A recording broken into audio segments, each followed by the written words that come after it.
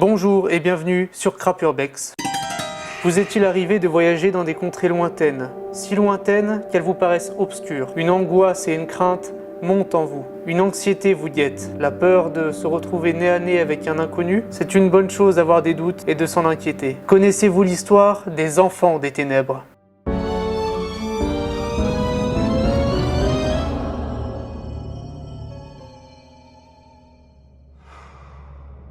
Nous sommes en juin 2017. Brent Swancer écrit un article pour le site Mysterious Universe, relatant les différents phénomènes inexpliqués de sa vie. Nous allons nous attarder sur un phénomène qui l'a particulièrement troublé. Un phénomène qu'il a vécu quelques années plus tôt, quand il avait exactement 18 ans. Brent Swancer est un jeune homme 1m90, confiant de lui, musclé et sportif. Il décide de rendre visite à un de ses amis se trouvant à Denver, dans le Colorado, l'endroit où il est né. À cette époque, il n'avait vraiment pas beaucoup d'argent et décide tout de même de faire le voyage avec le peu de moyens qu'il avait. Comme bien souvent, il était beaucoup trop sûr de lui. Il se pensait invulnérable, mais il comprit rapidement qu'il ne l'était pas. Après quelques heures de route, quelque part dans le Nevada, perdu dans les contrées lointaines et sauvages, il comprenait rapidement que son trajet allait être beaucoup plus long que prévu. Il commençait déjà à somnoler après quelques heures de conduite.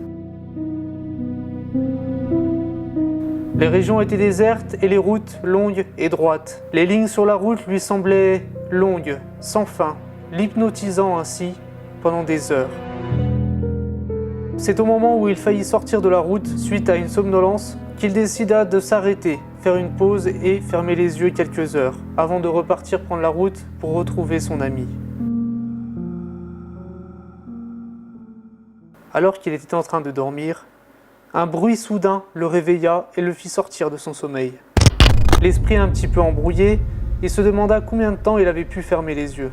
Et voyant une grande lumière l'éclairer, il pensait réellement que le jour s'était levé et qu'il avait passé quelques heures à dormir. Mais très vite, il ouvrit plus pleinement les yeux et s'aperçut que c'était un projecteur, braqué du haut d'une camionnette en face de lui.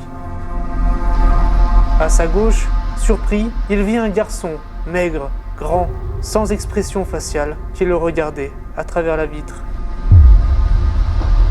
Alors qu'il se demandait d'où pouvait venir cet homme, l'inconnu à sa fenêtre lui dit « Ouvrez la porte » d'une voix simple et monotone. Un indéfatigable sentiment de malaise l'envahit, sachant qu'il avait bien fait de fermer les portières de sa voiture. Il répondit donc à cet homme par la fenêtre par un signe négatif. L'homme à la fenêtre rétorqua une nouvelle fois « Ouvrez la porte » avec une voix plus rauque, presque un grognement. Brent commençait vraiment à se demander ce que cet homme voulait, quand il aperçut deux autres silhouettes, plus loin, dans l'ombre, avec les yeux qui brillaient. Dans ce genre de cas, n'importe qui se sentirait mal à l'aise. Il sortit un couteau et le montra au jeune homme par la fenêtre, pensant qu'il s'agissait d'une bande de gamins qu'il voulait faire fuir. Mais le résultat ne se fit pas attendre. Le jeune homme à la fenêtre se mit à pousser un cri inhumain et à secouer la voiture tellement violemment qu'il faillit la retourner à plusieurs reprises. Brent, ne s'attendant pas à une telle réaction, était stupéfait d'effroi. Il se demandait alors, mais comment ce jeune homme si maigre peut faire soulever cette voiture de plus de 2 tonnes? Au même moment, pendant qu'il était secoué, il regarda les deux silhouettes qu'il avait vues plus tôt dans l'ombre. Ceux-ci semblaient paraître comme des hologrammes, semblables à une vieille télé, à un brouillage, comme s'ils luttaient pour rester dans cette réalité. Tandis qu'il les regardait, une des deux silhouettes, une jeune fille, se téléporta tout près de sa portière, de l'autre côté, et lui disa, d'un grognement terrible, « Ouvre la portière maintenant !» Brent, pris de panique, tenta de démarrer la voiture en pensant sans doute qu'ils avaient saboté son moteur. Il voyait déjà sa vie défiler, il ne savait vraiment pas comment s'en sortir. Mais à sa grande surprise, le moteur démarra et il fonça à toute vitesse, pédale d'accélérateur appuyée à fond. Le projecteur placé sur le toit de la camionnette en face de lui continuait à l'éclairer alors qu'il s'éloignait rapidement. Alors qu'il était bien élancé sur la route, il remarqua qu'une personne le suivait, l'une des silhouettes qui n'avait pas bougé jusque-là. Son poursuivant arrivant presque au niveau de la fenêtre, il regarda son compteur et surpris de voir qu'il était déjà à 65 km/h. Il s'approcha très vite de l'autoroute et à ce moment-là, sans explication, son poursuivant lâcha la poursuite et disparut. Il ne restait plus que le feu des projecteurs continuant à l'éclairer et diminuant petit à petit au fur et à mesure qu'il s'éloignait.